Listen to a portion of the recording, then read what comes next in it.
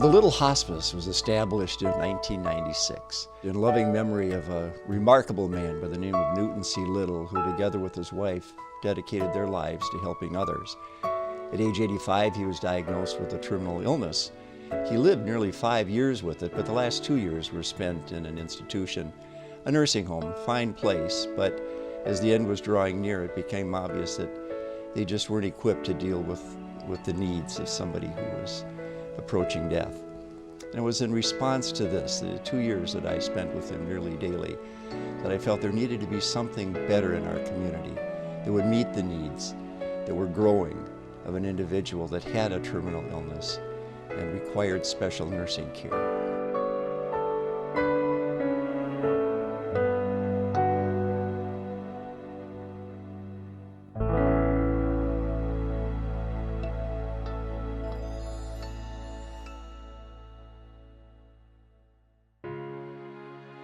There's something very magical about when a patient comes through the door, a family comes through the door.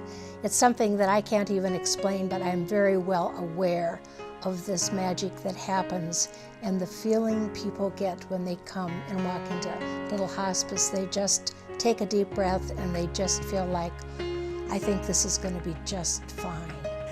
Mom and I rode in a van over to the hospice, and it was a Sunday evening. It was dark outside and it was in February. And when the van pulled into the driveway here and the doors opened, there was a welcoming committee for Mom.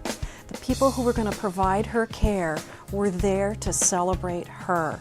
And it was so special. And then we came to her room, and here was a room that was just for her. And the bed in the room looked so comfortable. And we knew that this was the right place to be. It felt like home for us. At the Little Hospice, our philosophy is that we accept death as a natural part of life, and we seek to neither hasten nor postpone death's natural advance. We strive to help people truly live until they die at Little Hospice, and we promise everyone that comes here that they will not die alone, they will not die in pain, and they will not die with their symptoms unmanaged or out of control. We try very hard to manage all the patient's symptoms of pain and other kinds of symptoms of the dying patient so that they can be more comfortable. We encourage them to just be the family, just be the loved ones, and not try to manage the case anymore like maybe they were doing at home, and just allow us to do the work and allow themselves the opportunity to just go through the process with the patient. It's difficult for us as family members to let go, but when we were here, it was a blessing. When we left the hospital and came here, I was able to become her daughter.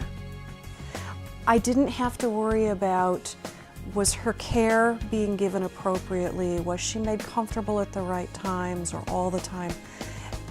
That was just a given.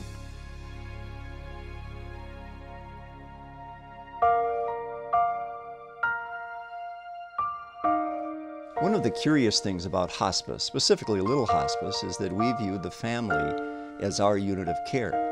And oftentimes we'll be taking care of a patient who has been married for 50 or 60 years, and you can imagine what an incredible impending loss this is for both of them.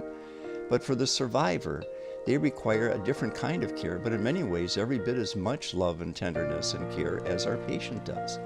We really try to make this feel like home for our families.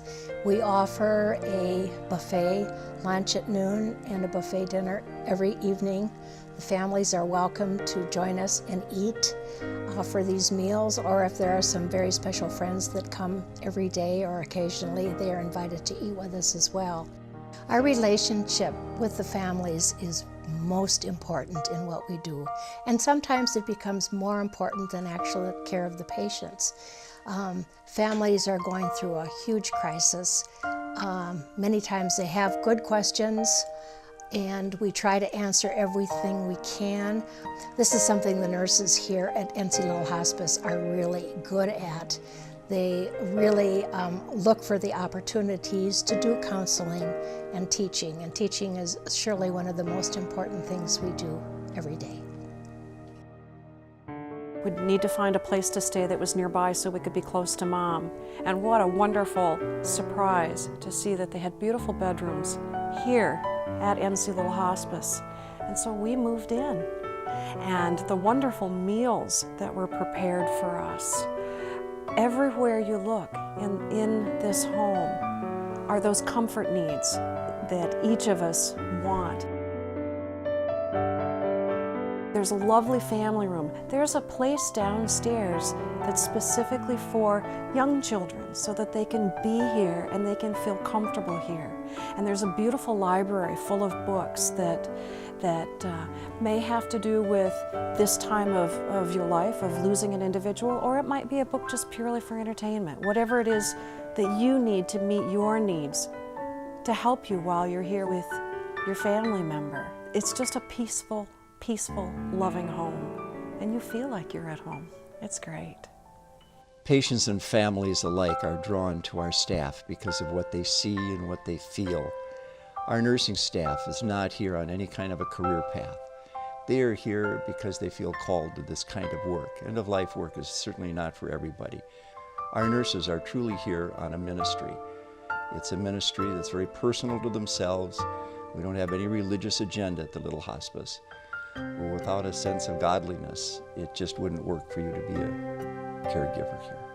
Well, I probably hire differently than most people do. I look for the heart first. I want nurses who have a passion for this type of ministry and are compassionate and loving. Their skills are important, but I can teach nurses skills, but I can't teach someone how to be kind and compassionate and loving. So we certainly look for those qualities first of all. We also recognize that the psychological, social, and spiritual components of dying are every bit as significant as the physical part. To this end, we have an interdisciplinary team that meets the needs of our patients. We have a medical director, we have a nurse manager, some 30+ registered nurses on staff. We have our own chaplains, social worker, bereavement team, and grief support group that provide loving care for our patients and their families. It's said that the strength of any organization lies in its people, and the Little Hospice is blessed to have the most wonderful staff and volunteers that have assembled together that you could possibly imagine. Our volunteers, as an example, are singularly the most selfless, giving people you may ever meet. People who want to volunteer here have some very unique qualities. They just have a lot of gifts that they share, and they bring it all, and they are tireless. They are tireless. For me, I feel like being a volunteer at Little Hospice is just such a gift because I'm able to give back and share with families and patients those final, really precious moments that they have, and hopefully make their experience really positive. So, you know, I look forward to every week I get to come and volunteer. I leave here, I'm tired, but with a really happy heart, and feel like I hope I made a difference, and I hope that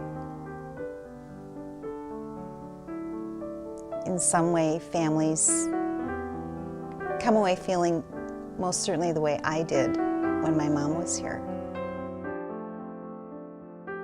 We have a very touching memorial service that is conducted by our entire nursing staff and volunteers at the Little Hospice, and that takes place the first Sunday in December. And it's a time when, at the service, each of the names of the individuals who died during the course of the year are read. We have a 20-foot fir tree that has one light on it for each patient that we have cared for historically. So that tree burns brightly all winter long and serves as a reminder of the memory and the light of those that continues to burn brightly in our hearts.